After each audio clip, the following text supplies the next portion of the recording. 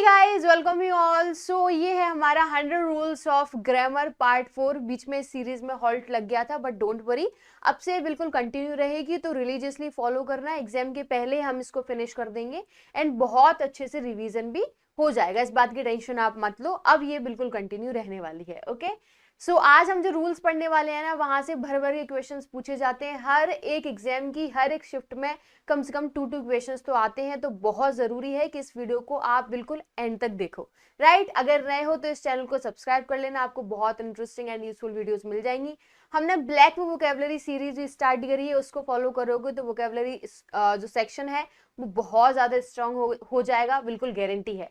Right, अगर नए हो तो सब्सक्राइब करना and hit the like button, because ये वीडियो एज यूजुअल आपके लिए बहुत ज्यादा हेल्पफुल होगी। And join the Telegram channel अगर आपको इसकी पीडीएफ चाहिए हो तो। और मेरी तो ये रिकमेंडेशन रहेगी कि मैं एक रूल समझा दूं, उसके बाद आप नोट डाउन कर लो। हर बार पीडीएफ पर रिलाय मत रहो। रूल नंबर 15, बहुत ध्यान से देखना, यहां से हर शिफ्ट में क्वेश्चंस पूछे जाते हैं। Right, no sooner than, hardly, scarcely, barely, when. मैं आपको 3 पॉइंट्स बताऊंगी, तो उन पॉइंट्स को ध्यान रखना। जब भी क्वेश्चंस देखोगे तो आपको ये ध्यान रहना चाहिए कि यहां से मिस्टेक हो सकती है। तो देखो, नो सूनर देन का मीनिंग क्या है? जैसे ही, no sooner I entered the building it started raining. जैसे ही मैं बिल्डिंग में एंटर करी, वैसे ही बारिश होना शुरू हो गई। ओके, हार्डली, स्कार्सली, वेरली, इनका मीनिंग क्या है कि मुश्किल से मैं एंटर करी, hardly had I entered the building it started raining.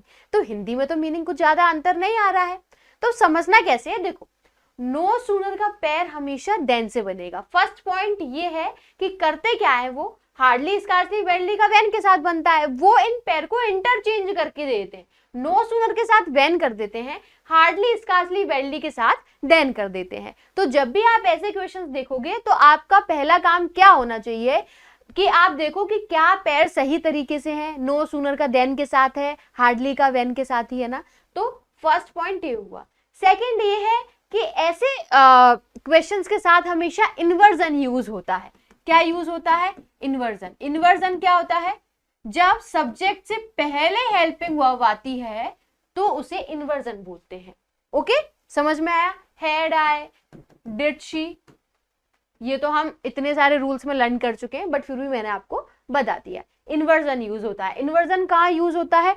No sooner, hardly, scarcely, वेरली के साथ वाला जो क्लॉज होगा वहां हम इन्वर्जन यूज करेंगे।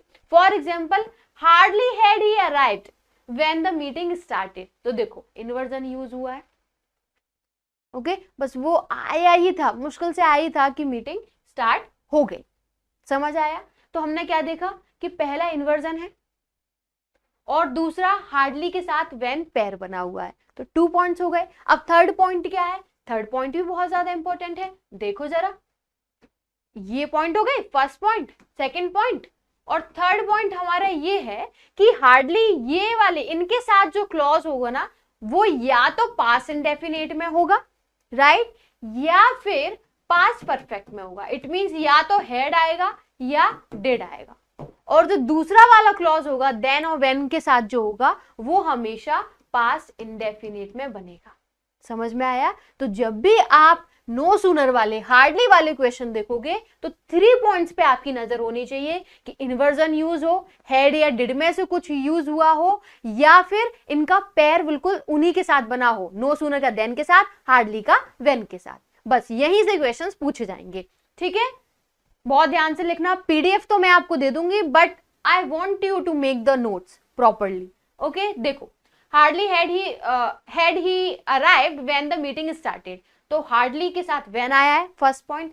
इन्वर्जन यूज हुआ है, सेकंड पॉइंट। ओके, हैड आया है और ये पास्ट इंडेफिनिट में बना है, थर्ड पॉइंट। तो 3 पॉइंट्स वैलिड है, क्वेश्चन सही है।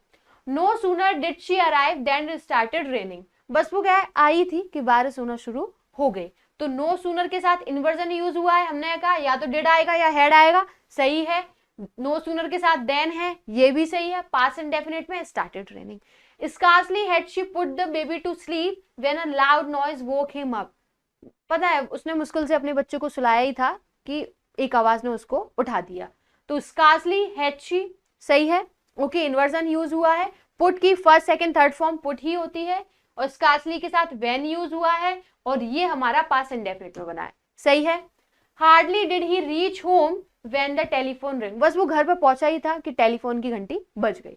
तो हार्डली डिड ही इन्वर्जन सही है, हार्डली के साथ वैन ठीक है, और जो पास्ट में है। कोई प्रॉब्लम है? तीनों पॉइंट्स हमारे जब तीनों में सही बैठे तभी हमारा ये सही गया है। नेक्स्ट चलें, ये जो सारे क्वेश्चन आप देखोगे PYQs हैं, कुछ क्वेश्चन 20-25 सीरियल में आए वाले भी हैं।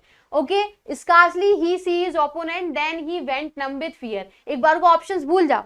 हमने क्या सीखा? स्कार्सली के साथ देन है, गलत हो गया गलत। ओके, और क्या देखा हमने कि ही सी इन्वर्जन क्या है, क्वेश्चन गलत हो गया। नो इम्प्रूवमेंट, नहीं, इम्प्रूवमेंट वाली बात तो है। एज सून एज, नहीं, देन के साथ पैर बनाना है वरना तो कुछ सोचते भी, और ही के साथ सीज तो होना चाहिए, सभी गलत रखा है। हार्डली डिड, हार्डली डिड, आप बताओ, आप कहो कि हार्डली डिड आ जाए तो क्या है? हार्डली डिड ही सी हो सकता है ना? नहीं आएगा। देन वैन होता तो हार्डली वाला हमारा आंसर हम देख सकते थे। समझ में आया? क्वेश्चन ऐसे मिलेंगे तो दिमाग यूज कर रहा है, क्यों नहीं यूज किया है? हम कह सकते हैं हार्डली डिड कह दो, डिड ही सी कह दो, क्या प्रॉब्लम है? लेकिन आप ये तो देखो, देन है, पैर हमें किससे बनाएंगे? नो सूनर से बनाएंगे। समझ आया? वेन ही नहीं, क्योंकि हमें इन्वर्जन यूज करना है। नो सूनर डिड जब करेंगे तब हमारा सेंटेंस एकदम सही आएगा। तो समझ में आया? Next, no sooner he had return home than his grandparents felt happy. अब बताओ क्या आएगा? देखो एक बात और बताती हूँ, ये क्वेश्चन PYQ तो ध्यान से देख लेना। Okay, no sooner he had return, हमने क्या देखा? नो सूनर का साथ देन से पैर बना है, ठीक है, क्या ठीक है?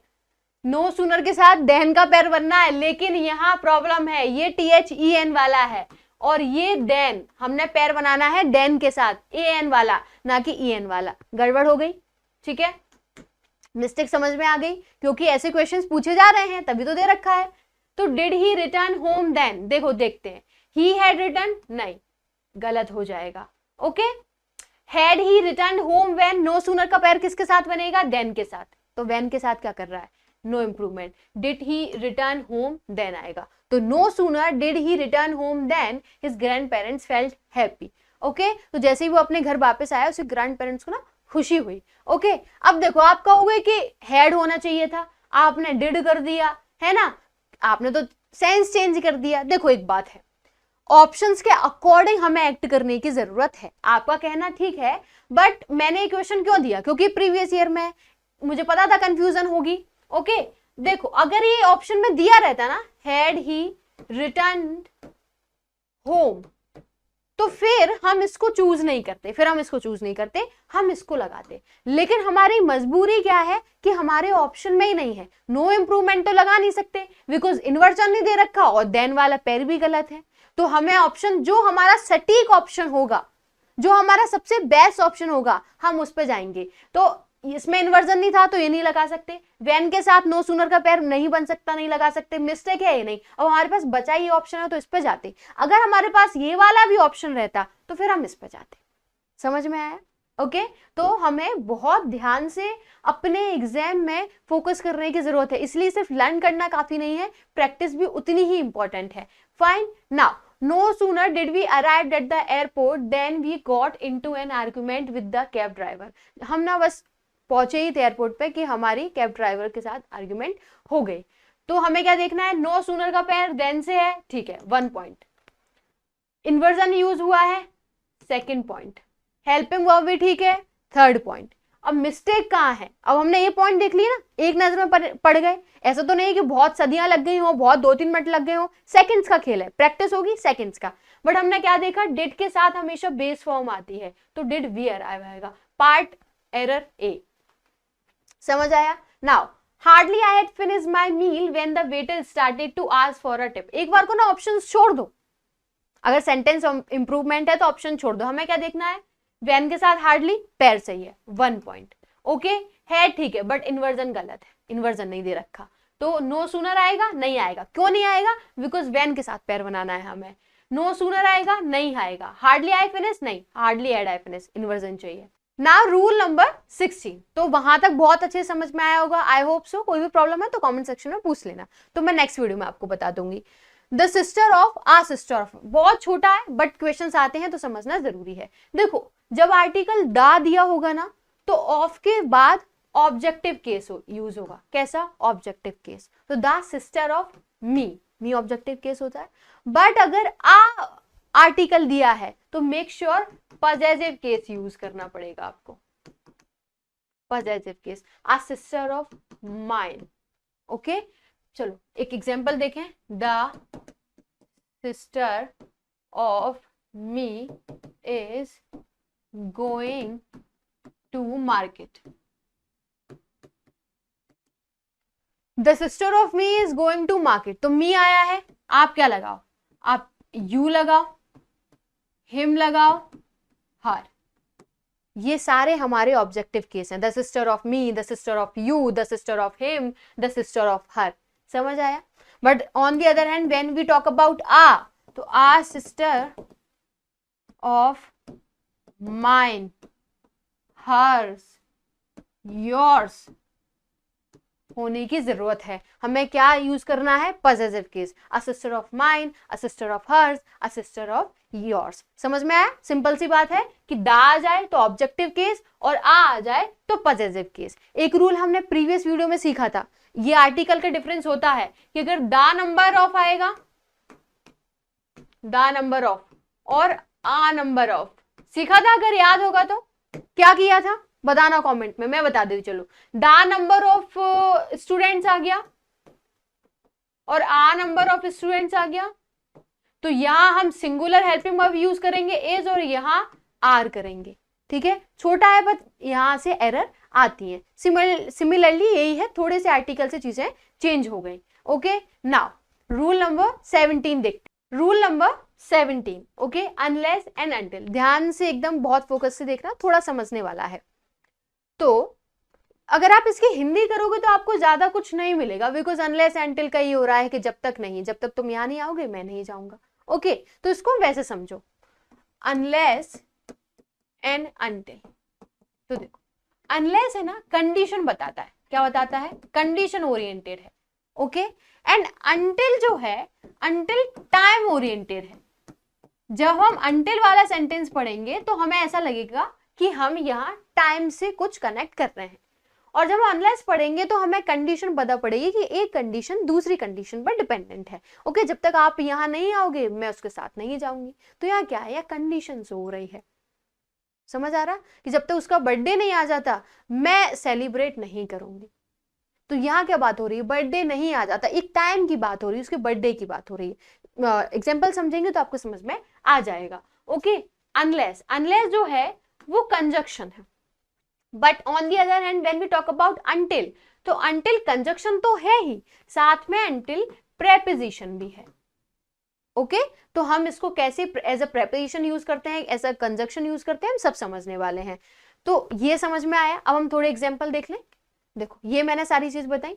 अनलेस एंड अनटिल के साथ वाला जो क्लॉज होगा उसमें कभी भी हम नॉट नहीं यूज करेंगे, बिकॉज अनलेस एंड अनटिल खुद में नॉट कैरी किए हुए हो। तो अगर आप एक एक्स्ट्रा नॉट लगाओगे तो वो फिर सुपरफ्लुअस बनना है, सुपरफ्लुअस बनना है तो फिर गलत जा रहा है।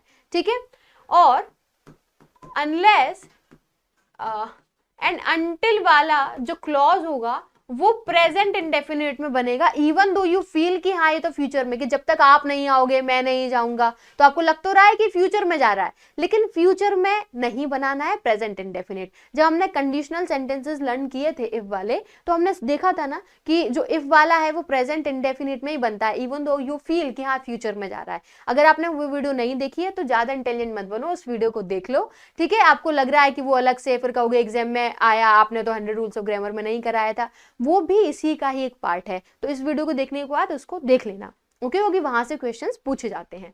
तो समझ में आया? तो यहां आपको 3 पॉइंट्स कौन से याद रखने हैं कि अनलेस और अनटिल के साथ नॉट नहीं आएगा, फ्यूचर में नहीं बनेगा अनलेस अनटिल वाला clause.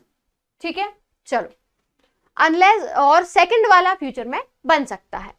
So unless she page me back my money I won't leave this place, जब तक कि वो मेरा पैसा वापस ना कर दे मैं यहाँ से नहीं जाने वाली। तो यहाँ कंडीशन है कि जब तक वो मेरा पैसा वापस नहीं करेगी मैं यहाँ से नहीं जाऊंगी। तो she page me present indefinite में बनना है। Okay, I won't leave this place, सही है। Until I turn 18 I can't drive a car. जब तक मैं 18 की नहीं हो जाती मैं कार ड्राइव नहीं कर सकती. तो क्या यहाँ कंडीशन बात चल रही है या टाइमली कंडीशन की बात चल रही है? यहाँ टाइम बताया जा रहा है कि वो 18 की ना हो जाए तब तक वो कार ड्राइव नहीं कर सकती. तो फिर यहाँ until ही आएगा. Until I turn 18 I can't drive a car. Okay यहां unless as a conjunction use हुआ है और until भी एज अ कंजक्शन यूज हुआ है. समझ आया? अब हम देखें कि until हम एज अ प्रेपोजिशन कैसे यूज कर सकते हैं. तो I waited for you until और till midnight. देखा, until मैंने उसका इंतजार किया, midnight तक उसका इंतजार किया. until और till का दोनों का मीनिंग सेम है. आप till लगाओ until लगाओ बात एक ही है. तो यहाँ जो until और till है यहाँ ये एज अ प्रेपोजिशन यूज हुआ है और यहाँ एज अ कंजक्शन यूज हुआ है. ठीक है, एक ही पॉइंट हुआ. अब थर्ड पॉइंट समझो. यहाँ बताती हूँ. until and unless कभी कभी साथ में भी आ जाएंगे, है ना, कभी कभी साथ में भी आ जाएंगे. तो आप मानना कि ये सही है. कैसे, मैं भी बताती हूँ. He will go bankrupt unless he does not give up on his gambling. पहले इसको देखें, प्रीवियस ईयर है, ध्यान से देखना. जब तक वो अपनी गैम्बलिंग नहीं एकदम गिव अप नहीं कर देते ना, वो बैंकरप्ट हो जाएगा. तो हमने क्या देखा कि he will go bankrupt unless. unless के साथ not आना चाहिए, नहीं आना चाहिए. not नहीं आएगा तो does नहीं आएगा. it means he gives up on his gambling. समझ में आया एरर कहाँ थी? बट अगर यहाँ unless की जगह unless and until both होता तो हमारा सही होता, कोई गड़बड़ नहीं होती. he will go bankrupt unless until he gives up on his gambling. तो भी सही जाता. तो अगर यहाँ साथ में आएगा तो आप समझना कोई एरर नहीं है. unless until हो, until unless हो, कोई फर्क नहीं पड़ता. Okay, wait at this billing counter. I think 25 में ही पूछा गया है. Wait at this billing counter unless I have bring some items I still need to get. यहाँ बिलिंग काउंटर तक वेट करो जब तक कि मैं वो सामान लेकर ना आ जाऊं जिसकी मुझे अभी भी जरूरत है. ओके, सो देखते हैं. until and unless I have bring. अब मैंने कहा कि until unless तो सही होते हैं, तो क्या आप सही लगा के चल दोगे? नहीं, have के साथ brought तो आना चाहिए, तो ये गलत हो जाएगा. unless I have brought और until I bring, no substitution तो नहीं, गलत तो है ना, बिकॉज हैव के साथ ब्रिंग पहले ही देखो. बट यहां आप देखो unless आएगा या until आएगा, क्या आना चाहिए? सोचो थोड़ा कि जब तक यहाँ वेट करना, जब तक मैं ना आ जाऊं बिलिंग काउंटर. तो यहाँ बात हो रही है टाइम की. किसकी बात हो रही है? टाइम की. पहली बात है. दूसरा, वो बहुत ज्यादा ऐसे नहीं देते हैं. दूसरा ये है कि हमें बनाना तो प्रेजेंट इंडेफिनिट में है ना, कि जब तक यहाँ वेट करो तब मैं ना आ जाऊं. तो ये फिर आई हैव का क्या सीन है? तो ये गलत हो जाएगा. तो हमने इसको इसलिए भी कैंसिल कर दिया. तो until I bring. ठीक है ना. They will not be able to enjoy these up and until they part with their personal biometric information to the government. अभी बताया था ये CGL Tier 2 का है. आप चाहे गूगल पे सर्च कर लेना, निकल के आ जाएगा. Okay, so they will not be able to enjoy these up and until. क्या होना चाहिए? वो तब तक उस चीज को एंजॉय नहीं कर पाएंगे जब तक कि उनका गवर्नमेंट के साथ इन्फॉर्मेशन का बायोमेट्रिक वगैरह ना हो जाए. तो आप एंड टेल एंड अंटिल का क्या मीनिंग है? टेल एंड अंटिल दोनों का मीनिंग सेम ही होता है, तो आप गलत हो रहा है. Unless and until, up till and until तो कुछ होता ही नहीं. उन्होंने आपको मिक्स और टिल को कर दिया तो हमने अप टिल कर दिया. नो इम्प्रूवमेंट नहीं. अनलेस एंड अंटिल टियर 2 का है equation. Will you take care of my daughter until unless I achieve my goal. क्या तुम मेरी बच्ची का देखभाल करोगे जब तक कि मैं गोल अचीव ना कर लूं? तो अनलेस आएगा कि अंटिल आएगा? क्वेश्चन को समझो, थोड़ा फील करो कि एक बाउंडेशन है, टाइम बाउंडेशन है कि जब तक मैं अपना गोल अचीव ना कर लूं ना, मेरे डॉटर का क्या आप ख्याल रख लोगी? Okay, will you take care of my daughter. तो यहाँ बात हो रही है कि एक टाइम की, एक टाइम पे तो आप गोल अचीव कर लोगी ना, है ना, एक टाइम पे तो आप काम कर लोगी. तो यहाँ अनलेस नहीं, अनटिल आएगा. I can't make decision on my own until unless my mother allows. मैं अपने आप से डिसीजन नहीं कर सकती हूँ जब तक कि मेरी मम्मी अलाउ ना कर दें. तो यहाँ क्या टाइम की बात हो रही है? यहाँ तो है कि एक कंडीशन दूसरी कंडीशन पर डिपेंडेंट है कि मेरी मम्मी अलाउ नहीं कर देती जब तक मैं अपने आप से डिसीजन नहीं ले सकती, है ना. तो unless until he apologizes we won't accept his invitation. जब तक वो मुझसे माफी ना मांग ले मैं उसका इनविटेशन एक्सेप्ट नहीं करूंगी. तो यहाँ टाइम की बात हो रही है क्या? यहाँ कंडीशन की बात हो रही है, unless he will work hard he won't succeed in life, unless he will work hard, future में नहीं जाना है, प्रेजेंट में करना है, प्रेजेंट में करेंगे तो ही वर्क्स हार्ड हो जाएगा। ओके चलो नाउ रूल नंबर 18 बहुत ज्यादा इंपॉर्टेंट, बहुत ही ज्यादा। देखें, इंस्पाइट ऑफ एंड डिस्पाइट, इन दोनों का ही मीनिंग होता है के बावजूद, है ना। प्रॉब्लम क्या है कि डिस्पाइट अकेला होता है, इंस्पाइट ऑफ प्रेपोजिशन के साथ यूज होता है। एग्जाम में वो करते क्या है, इंटरचेंज कर देते हैं, इंस्पाइट अकेला रख देते हैं और डिस्पाइट के साथ ऑफ लगा देते हैं। आपको बस इतना ध्यान रखना है। Okay, he failed in spite of trying hard, मेहनत करने के बावजूद भी वो फेल हो गई। She went to school despite cat and dog raining, बहुत ज्यादा बारिश हो रही थी फिर भी उसके बावजूद ही वो स्कूल गई। ओके नाउ ये प्रीवियस ईयर है, ध्यान देना। The committee's decision despite of objections was accepted by the authorities unanimously, क्या होना चाहिए, ऑब्जेक्शन के बाद भी कमिटी ने उसको एक्सेप्ट कर लिया, है ना, सर्वसहमति होकर। अनएनिमसली क्या होता है, जब सब एग्री कर जाते हैं। बताओ क्या होना चाहिए, बातें करी थी, डिस्पाइट के साथ ऑफ नहीं आएगा, क्या नहीं आएगा, ऑफ। एरर कौन से पार्ट में हो गई, फर्स्ट पार्ट में हो गई, ऐसे देते हैं वो। रूल नंबर 19, ठीक है, बिटवीन वर्सेस एमंग। देखो बिटवीन क्या है, बिटवीन प्रेपोजिशन है। इसके अलावा भी हमें करना क्या है, बिटवीन हम टू के लिए यूज करते हैं, टू पर्सन के लिए, टू ग्रुप के लिए, टू कम्युनिटी के लिए, टू के लिए। ओके, एमंग हम more than two, more than two, two plus. समझ आया, जब हम दो लोगों के बीच की बात कर रहे हैं तो बिटवीन आएगा, बट दो लोगों से ज्यादा के बीच की बात कर रहे हैं तो फिर हमारा एमंग आएगा। ठीक है, there is always comparison among aspirants, aspirants के बीच हमेशा कंपैरिजन रहती है।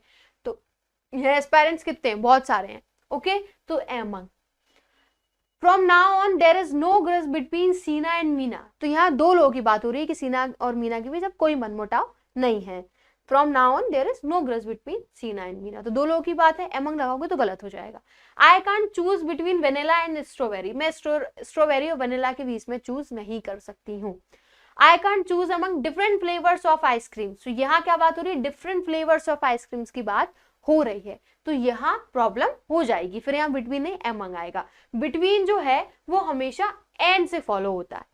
ओके, तो इस चीज से भी आप डिफरेंस कर पाओगे कि क्या लगाना है। अब आप बोल दो कि एमंग सीना एंड मीना, तो ये गलत हो जाएगा। आपको ना क्या देखा कि बिटवीन एंड से फॉलो होता है। देखो प्रीवियस ईयर है देना, there is world of difference among me and you because we both have a different approach to life, तुम्हारे और मेरे बीच में पता है बहुत जमीन आसमान का अंतर है, क्योंकि आपकी और मेरी लाइफ की अप्रोच में बहुत ज्यादा डिफरेंट है। हम दोनों अलग अलग तरीके से लाइफ को अप्रोच करते हैं, अलग अलग तरीके से देखते हैं। तो क्या बात करी, मी एंड यू, दो लोगों की बात हो रही है, तो एमंग क्या हो रही है, और बिटवीन एंड से फॉलो होता है, बिटवीन एंड से तो एंड आया, इससे भी आप समझ पाओगे। You will have to choose between you and I, you will have to choose between you and I, आप कहोगे यहाँ तो कोई प्रॉब्लम नहीं है, you will have to choose हो गया, चूज नहीं choose. Okay, between, but between क्या है, बिटवीन प्रेपोजिशन है, एंड प्रेपोजिशन के बाद ऑब्जेक्टिव केस आता है। क्या आता है, ऑब्जेक्टिव केस। तो यू तो ठीक है ऑब्जेक्टिव है, बट आई नहीं होना चाहिए, मी होना चाहिए, यहां से भी एरर आती है। प्रीवियस ईयर है तभी तो आई है। ओके, समझ आ गया। तो you and me, she was sitting among between her friends, क्या होना चाहिए बताओ, बिटवीन जो है हमेशा एंड से फॉलो होता है, तो आप इससे समझ पाओगे। तो बिटवीन नहीं आएगा, एमंग आएगा, एमंग हर फ्रेंड्स। आप कहो कि फ्रेंड्स टू भी तो हो सकते हैं, तो एंड फॉलो करो, एंड से फॉलो होगा। There is no issue amongst us, देखो एमंग होता है एक तो, और एक एमंगस्ट होता है। एमंग और एमंगस्ट में कुछ डिफरेंस नहीं है, बस इतना है, आप एमंगस्ट जो होता है, जो टी वाला है, वो हमेशा जो ववल होता है ना, यू क्या है, ववल है, तो उसके पहले यूज करते हैं, और कुछ नहीं। एमंग भी कर दोगे तो गलत नहीं हो जाएगा, बट अगर उन्होंने एमंग्स और एमंग कर दे दिया ऑप्शन में सेंटेंस इंप्रूवमेंट में, तो ध्यान रखना कि ये वाला यूज कर देना है, अदरवाइज इन दोनों में क्या कोई डिफरेंस नहीं है। आप इसकी जगह इसको एमंग को रख सकते हो, लेकिन एमंग के प्लेस पे आप एमंग्स नहीं रख सकते हो। समझ आया, इसके प्लेस पे एमंग्स्ट, टी की जगह पर आप एमंग लिख सकते हो, बट एमंग की जगह पर आप ये नहीं कर सकते हो। ऑप्शंस देखना है हमें, तो ऑप्शंस के बेसिस पे हम काम करेंगे। ओके, तो ये सही है। Difference between among Indian students and there teachers, बताओ क्या आएगा? बिटवीन आएगा, एमंग आएगा। बिटवीन एंड से फॉलो होता है, एमंग नहीं होता है, तो बिटवीन, एमंग नहीं आएगा। Okay, keep the shirts here, she will choose, अरे choose between among black blue and white, इन शर्ट्स को यहाँ रख दो। कौन चूज करने वाला है? वो चूज कर लेगी ब्लैक और ब्लू एंड व्हाइट। यहाँ क्या होना चाहिए? यहाँ पक्का डब्बा गोल होने वाला है, ठीक है ना, यहाँ प्रॉब्लम आएगी। सोचो क्या होना चाहिए। देखो, आप कहोगे एंड है, वैसे तो 3 है, मोर देन 2 से हम क्या करते हैं? एमंग लगाते हैं। फिर आप कहोगे बिटवीन एंड आया है, करें तो करें क्या? तो देखो सिंपल सी बात है, एमंग हम मोर देन 2 यूज करते हैं। ओके, एमंग हम मोर देन 2 यूज करते हैं, जैसे हमने एमंग अस यूज किया है ना, एमंग हर फ्रेंड्स यूज किया। बट जब हम स्पेसिफिकली चीजों की बात करेंगे ना, स्पेसिफिकली बात किया हमने ब्लैक ब्लू एंड व्हाइट, तो फिर हम बिटवीन यूज करेंगे। अगर यहाँ 5 शर्ट्स भी होती ना और स्पेसिफिकली मेंशन की हुई है, तो फिर हम बिटवीन यूज करेंगे। Okay, between black blue and white. अगर ऐसे दिया रहता ना, एमंग शर्ट्स, शर्ट्स दिया है तो फिर एमंग आएगा, बिकॉज स्पेसिफिकली उन्होंने मेंशन नहीं किया है। ठीक है, तो यहाँ स्पेसिफिकेशन की बात है। और एंड दिया है ना, तो आपको देखो एंड अगर आप दोगे तो फिर बिटवीन ही यूज करना पड़ेगा, बिकॉज एंड ही तो स्पेसिफिकली मेंशन कर पा रहा है। एंड ना दिया होता तो कैसे काम चलता? तो फिर बिटवीन एंड आएगा। मैं इसको आपको स्टार्टिंग ही बता सकती, बट एक प्रॉपर ऑप्शन से, एक प्रॉपर एग्जाम्पल से आपको सही समझ में आएगा। तो एमंग शर्ट्स भी हो सकता है, बट वहां स्पेसिफिकली पता नहीं पड़ रहा है कौन सी शर्ट। बट जब आपने ब्लैक ब्लू एंड व्हाइट किया तो हमें क्लियरली इस बात की फील है कि हाँ स्पेसिफिकली चीजों को मेंशन किया गया है। तो बिटवीन एंड के साथ फॉलो होगा। बिटवीन के साथ क्या होने वाला है? एमंग के साथ ऑब्जेक्टिव केस यूज होने वाला है, बिकॉज ये प्रेपोजिशन है। तो ये भी ध्यान रखना, एमंग भी नहीं हो सकता है ना, एमंग अस होगा। क्यों? बिकॉज हम ऑब्जेक्टिव केस यूज करने वाले हैं। समझ आया? तो आपको करना क्या है? बिटवीन 2 के लिए, और अगर स्पेसिफिकली मेंशन कर रहे हैं तो +2 भी जा सकता है। और एमंग हम मोर देन 2, इसमें कुछ नहीं, इसमें तो मोर देन 2 ही जाएगा, इसमें कोई भी फ्लेक्सिबिलिटी नहीं है। ओके, +2 के लिए यूज करना है। अगर हम एमंग्स्ट की बात करें तो अगर वोवेल आ जाएगा तो फिर हम यूज कर सकते हैं। समझ में आया? और इनके बाद हमेशा ऑब्जेक्टिव केस होगा। क्या यूज होगा? Objective case. ठीक है, चलो यहां तक एंड हुए। आई थिंक 19 रूल्स काफी रहेंगे आज के लिए। अब ये कंटिन्यू रहने वाली है, तो हो सकता है आपको नेक्स्ट वीडियो कल भी मिल जाए। तो बहुत ध्यान से पढ़ना। कोई भी प्रॉब्लम हो तो कमेंट में आप पूछ सकते हो, कोई प्रॉब्लम नहीं, आई विल आंसर यू। अगर ज्यादा बड़ा होगा तो नेक्स्ट वीडियो में आपको बता दूंगी। बट आई होप कि आप वीडियो को बहुत एंड तक देख रहे हो और अच्छे से नोट्स बना रहे हो, बिकॉज नोट्स बनाना बहुत जरूरी है। नोट्स बना लोगे तो अपने हिसाब से आप कुछ एड ऑन भी करते रहते हो, तो बहुत ज्यादा जरूरी रहता है। तो वीडियो अच्छी लगी है तो hit the like button, comment करके जरूर बताना कि वीडियो आपको कैसी लगी, and do subscribe this channel if you are new to this, and thank you so much guys, thanks a lot.